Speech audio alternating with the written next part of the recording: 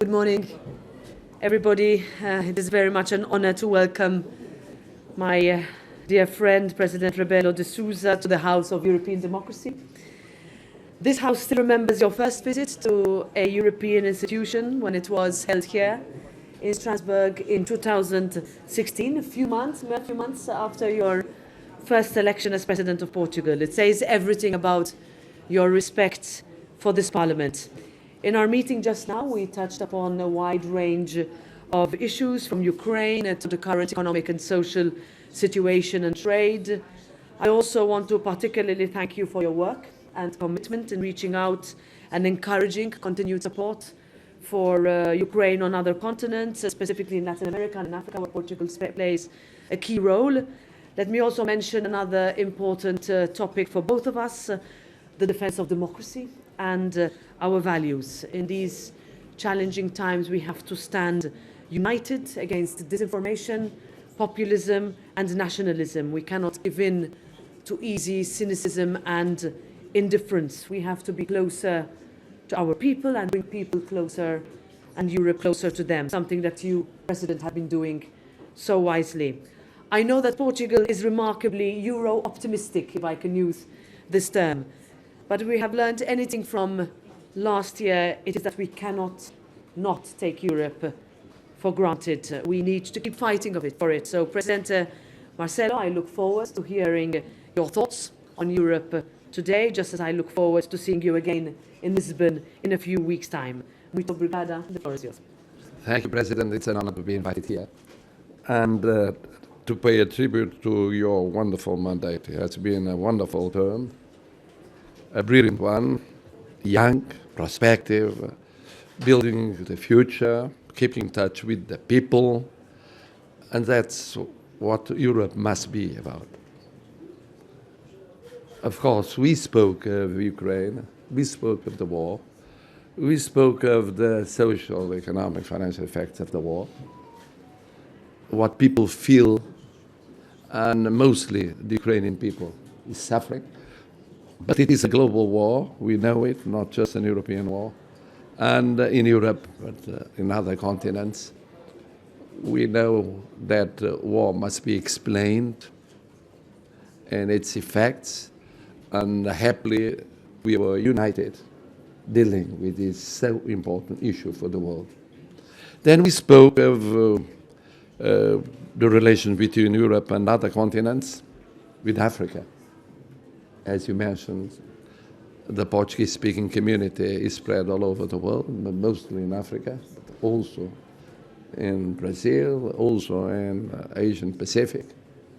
And the relations with Latin America, so important for Europe not to be a reality that is closed, but on the contrary, be open to the world, understanding the world, and playing the role of a global power. Europe is a global power. And then, of course, we spoke of the challenges of these days for democracy, for representation, for pluralism, for freedom, for liberty. And we must anticipate.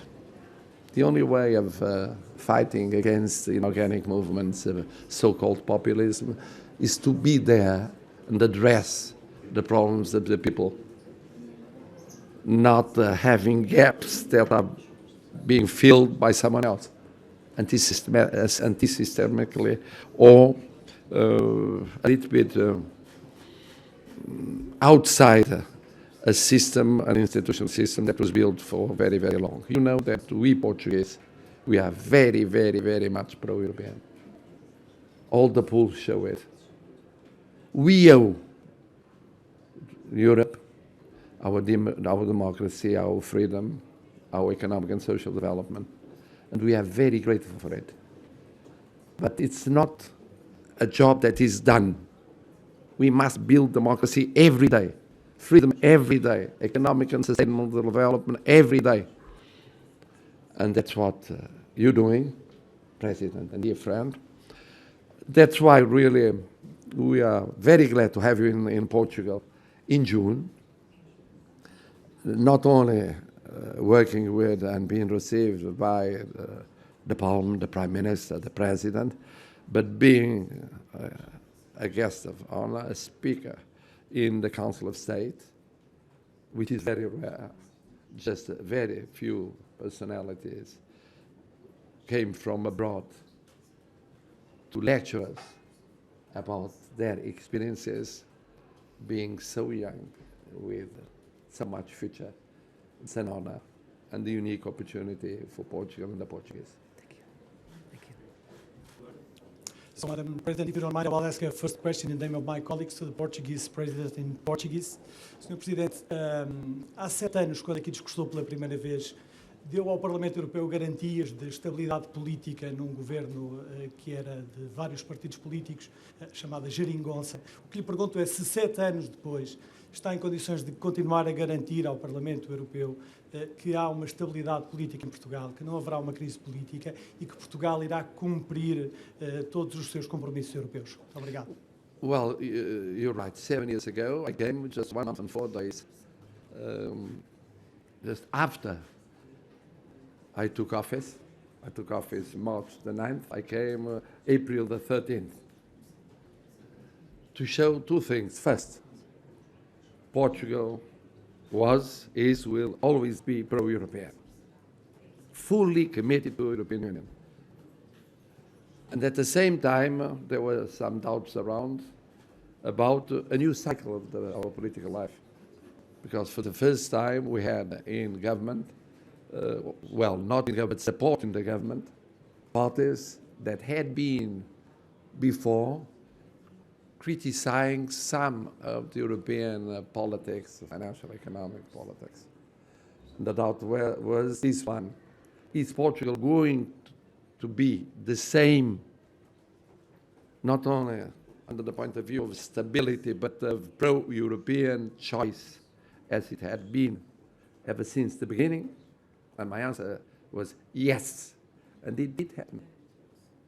7 years later, 7 years and several months later, we can see we did the same we had been doing before.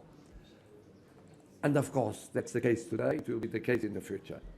Portugal is very, very stable in all the issues and mostly European issues. It's one of the key points. It doesn't depend upon the presidents and prime ministers and the governments, the parties. The Portuguese as a whole, they are pro-European. So, in Portuguese, há 7 anos e uns meses, tratava-se de reafirmar o óbvio. Portugal é europeu, ia continuar europeu, não dependia de presidente, primeiro-ministro, de governos. Havia dúvidas sobre o novo ciclo da vida política. Não houve dúvidas nenhumas. Não há dúvidas nenhumas hoje, não haverá dúvidas no futuro. Okay, thank you. There's one more. Good morning, Madam President. This is for you. When it comes to the European elections that would be held in 1 year's time, so do you believe that in May 2024 we will have peace already in Europe? And still on the subject of the European elections, Portugal is the only member state that is against the date of 9th of June. I wonder if you'll be able to agree with some sort of exception for early voting for the Portuguese voters. Thank you so much.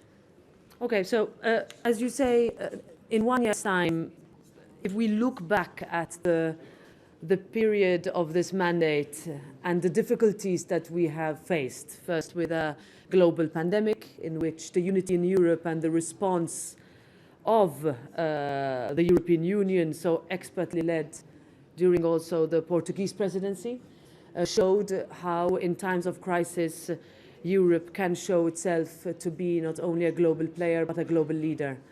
Similarly, as soon as Russia invaded Ukraine, and since then in solidarity but also in full commitment to ensuring the geopolitical and also security of our continent, important discussions and decisions on Ukraine and Moldova becoming candidate countries to enter the European Union, and now moving forward as to how we continue to diversify our energy mix, to make sure that our continent is cleaner, it's healthier, to make sure our economies are healthier, to make sure that the social and economic impact of what our citizens are feeling is addressed by our policies. Huge amount of legislation left before us to adopt, to negotiate. I am optimistic, I am confident that we can manage under the current Swedish presidency, incoming Spanish presidency, and then the Belgian presidency, going into an election where we can once again look with optimism to a Europe that is strong and a parliament that represents that strength at its very core.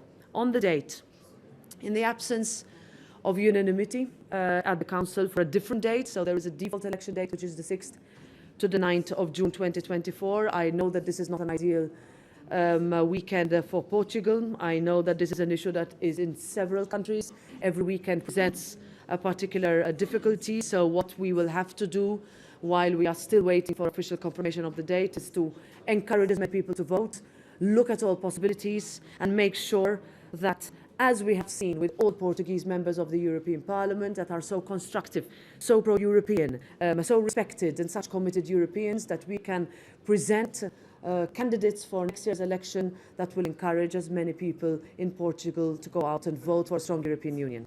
Thank you.